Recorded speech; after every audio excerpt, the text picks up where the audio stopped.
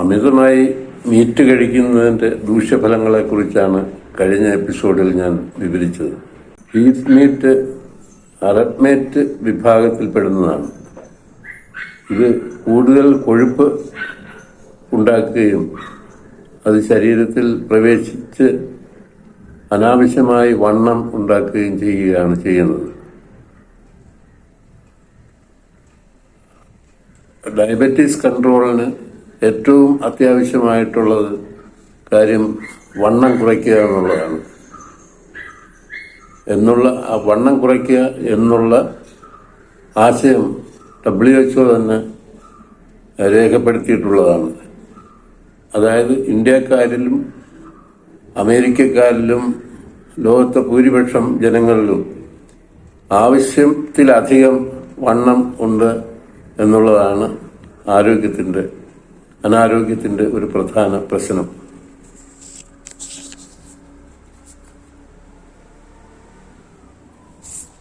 ഒരു അധ്വാനിക്കുന്ന യുവാവിന് ഒരു ദിവസം വേണ്ടത് 3000-ൽ താഴെ കലോറി മാത്രമാണ്. പൊറോട്ടയും മീറ്റും, അത് ബ്രോയിലർ ചിക്കൻ ആകട്ടെ ബീഫ് മീറ്റ് ആകട്ടെ,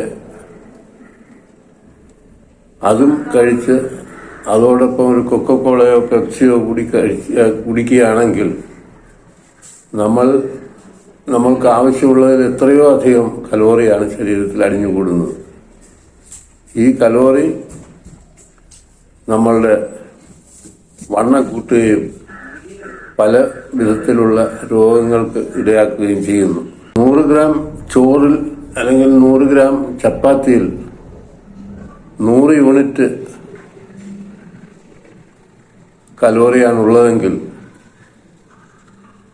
100 ഗ്രാം വെജിറ്റബിളിൽ 15 യൂണിറ്റ് കലോറിയേ ഉള്ളൂ. അതുമാത്രമല്ല, വെജിറ്റബിളിൽ ഫൈബറുകൾ കൂടുതൽ ഉള്ളതുകൊണ്ട് അത് ശരീരത്തിന് വളരെ ആവശ്യവുമാണ്. ആഹാരത്തിൽ ഫൈബറിന്റെ കണ്ടന്റ് കൂടിയിരിക്കുന്നത് അനുസരിച്ച് നമുക്ക് രോഗങ്ങൾ, വിശേഷിച്ച് ഡയബറ്റീസ് വരാതിരിക്കാനും കുറയാനും ഇടയാക്കുന്നു. ഗുഡ് ഫുഡ് പ്ലേറ്റ് എന്നൊരു രീതി WHO ആവിഷ്കരിച്ചിട്ടുണ്ട്. അതായത് നാം ഒരു പ്ലേറ്റ് എടുത്താൽ അതിൻ്റെ പകുതി ഭാഗം വെജിറ്റബിൾ കൊണ്ട് നിറയ്ക്കുക. അതായത് വേവിച്ചതും പകുതി വേവിച്ചതും വേവിക്കാത്തതുമായ വെജിറ്റബിൾ കൊണ്ട് പകുതി ഭാഗം നിറയ്ക്കുക. ബാക്കിയുള്ള പകുതി ഭാഗത്തിൽ അതിൻ്റെ പകുതിയിൽ മാത്രം ചോറ് അല്ലെങ്കിൽ ചപ്പാത്തി വയ്ക്കുക. ബാക്കി പകുതി ഭാഗത്തിൽ മാത്രം മുട്ടയോ മീറ്റോ വയ്ക്കുക. ഇതാണ് ഗുഡ് ഫുഡ് പ്ലേറ്റ് എന്നുള്ള സങ്കല്പം. ഇതിനർത്ഥം ഒരു പ്ലേറ്റിന്റെ പകുതിയിൽ കൂടുതൽ ഭാഗം വെജിറ്റബിൾ കൊണ്ട് നിറയ്ക്കണം എന്നാണ്. അപ്പോൾ വെജിറ്റബിളിന്റെ പ്രാധാന്യമാണ് ഇവിടെ സൂചിപ്പിക്കുന്നത്. നാം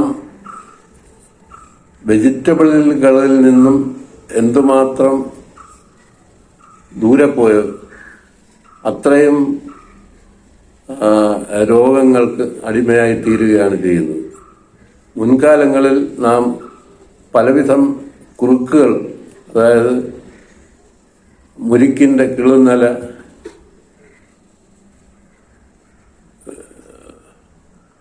തുടങ്ങി നിരവധി സാധനങ്ങളുടെ കിളുന്നല കൊണ്ട് കുറുക്കുണ്ടാക്കി കഴിക്കുമായിരുന്നു. അതിൽ പ്രധാനപ്പെട്ടതാണ് നാം ഇന്ന് തീരെ വിസ്മരിക്കപ്പെട്ട തഴുതാമ, മുക്കുറ്റി, ആനച്ചുവടി തുടങ്ങിയ വെജിറ്റബിളുകൾ. വട്ടക്കുടങ്ങൽ എന്ന് പറയുന്ന നമ്മുടെ പുരയിടങ്ങളിൽ സാധാരണ വളരെ അധികമായി കാണുന്ന ഒരു സാധനം, വളരെയധികം ബുദ്ധിമുണ്ടാക്കുന്നതാണെന്നും ഇപ്പോൾ കണ്ടുപിടിക്കപ്പെട്ടിട്ടുണ്ട്. അത് നമ്മളുടെ കുട്ടികൾക്ക് കൊടുക്കുകയാണെങ്കിൽ ബുദ്ധിവികാസത്തിന് വളരെ അനുകൂലമായ ഒരു സാഹചര്യമാണ് ഉണ്ടാക്കുന്നത്. അതുപോലെ നമ്മളുടെ പരിസരത്തുള്ള വളരെയധികം വെജിറ്റബിളുകൾ മുമ്പ് നാം ഉപയോഗിച്ചിരുന്നു. പയറിന്റെ കിളുന്നല, മത്തയുടെ കിളുന്നല, ചേനയുടെ കിളുന്ന് തണ്ട്, ചേമ്പിന്റെ കിളുന്ന് തണ്ട് മുതലായവ പണ്ട് ഉപയോഗിച്ചിരുന്നു. ഇന്ന് അവയൊന്നും നാം ഉപയോഗിക്കാറില്ല. ഇത് തന്നെയാണ് ഇപ്പോൾ പല രോഗങ്ങൾക്കും ഇടയാക്കുന്നതും കാരണമാകുന്നതും. അടുത്ത എപ്പിസോഡിൽ കാണുന്നതുവരെ നമസ്കാരം.